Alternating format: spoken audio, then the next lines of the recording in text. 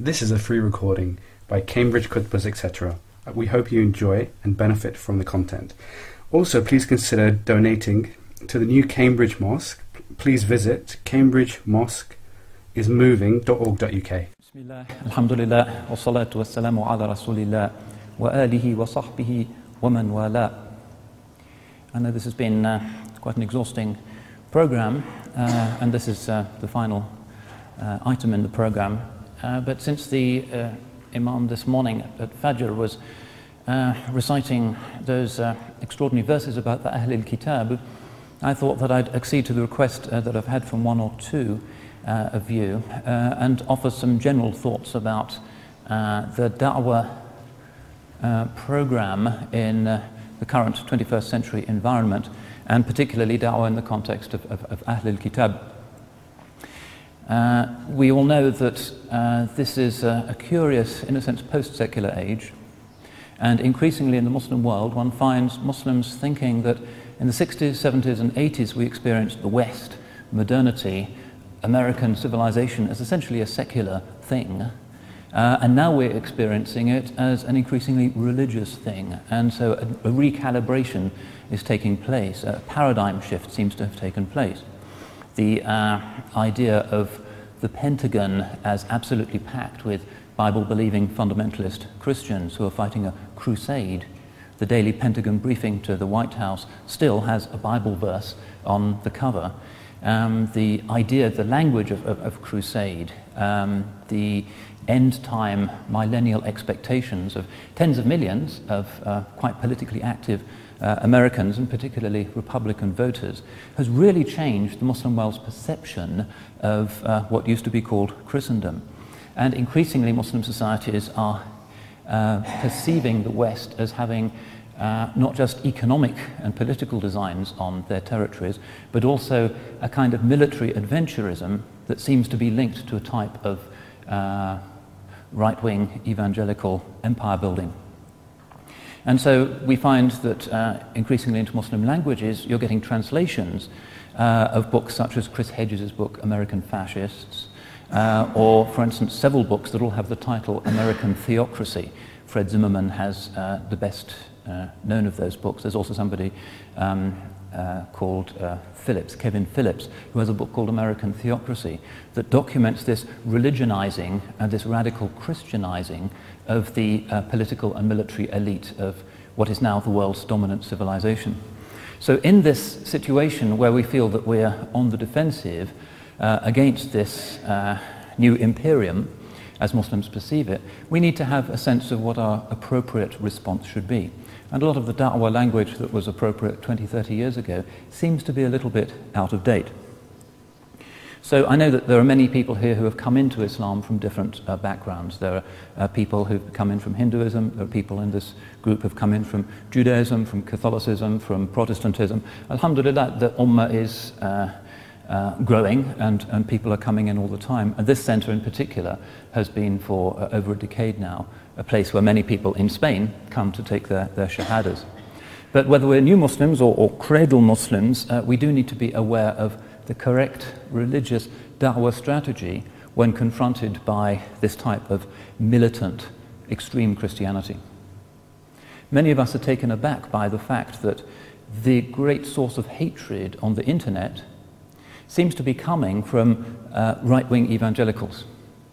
And in our history, the only comparable experience of that sort of passionate hatred that we've had in the last 100 years has been, say, the communist polemic against Islam. Muslims living under the Soviet Empire experienced a similar kind of lava of fanatical hatred against Islam and its founder and its book. And that seems to be replicated now only by this type of religionist in the West. That again is something that is forcing us to reconsider our views, because historically as Muslims our perception of the Ahl al-Kitab is shaped by the Quranic verses that we heard this morning, which are respectful. Ahl al-Kitab is essentially a respectful category. And we know that لَيْسُوا سَوَاء مِنْ أَهْلِ الْكِتَابِ أُمَّةٌ قَائِمَةٌ يَتْلُونَ آيَاتِ اللَّهِ. They are not all the same. Of the Ahl al-Kitab, there is an upright community who recite God's verses night and day, and there are categories of the Ahl al-Kitab, particularly of the Christian Ahl al-Kitab, who we've always respected. And the old Christians who live in the Muslim world, and they're very much part of the society and the culture in the Muslim world, in the Middle East and elsewhere, are people with whom we have a kind of positive metabolic relationship. But this new mood is something that has surprised many of us, and we need to figure out what is the correct response. One way of looking at it, in fact the central Quranic way, is to remember that Allah subhanahu wa ta'ala has said, كَتَبَ عَلَى نَفْسِهِ الرَّحْمَةِ. He has prescribed mercy upon himself. This is the watchword of Islam. Allah is Arhamar Rahimin, the most merciful of those who show mercy. And within this category of Rahmah that hardly translates into a language, into a word in a European language, we find all of those warm senses of love, of affection, of self-giving, of hospitality, of compassion. All of that is part of Allah's Rahmah. So the basic principle has to be, when confronted by this incredible religiously motivated adventurism, is to remember the principle of Rahmah.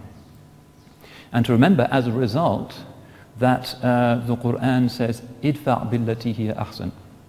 Repel something evil with something that is better. Don't just replicate the hatred. If somebody is hurling curses at you from some town in the Bible Belt on the discussion group, don't reciprocate by using the same kind of obscene language, because Allah subhanahu wa ta'ala has forbidden that. Idfa' billati hiya ahsan. Repel the evil with what is better. فَإِذَا الَّذِي بَيْنَكَ وَبَيْنَهُ عَدَاوَةٌ كَأَنَّهُ وَلِيٌّ حَمِيمٌ. And then the one, as the Quran says, between whom you and him was enmity will become like a warm friend.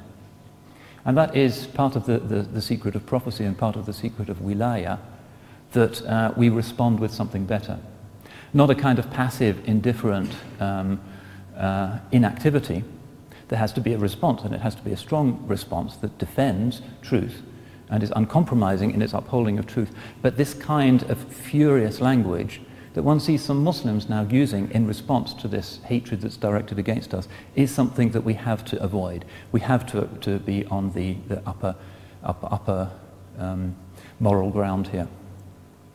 Another thing that we need to remember, it seems to me, is that when one is dealing with people who are in the grip of this kind of far-right evangelical militancy, that they are human beings like oneself, and that, like all human beings, they tend to spend their lives justifying to themselves and their others their own persuasions.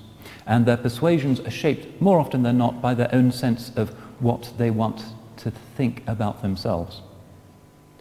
And very often, people who are in that position want to identify, quite unthinkingly, without expressing it in these terms, with power, with privilege, with success, with wealth.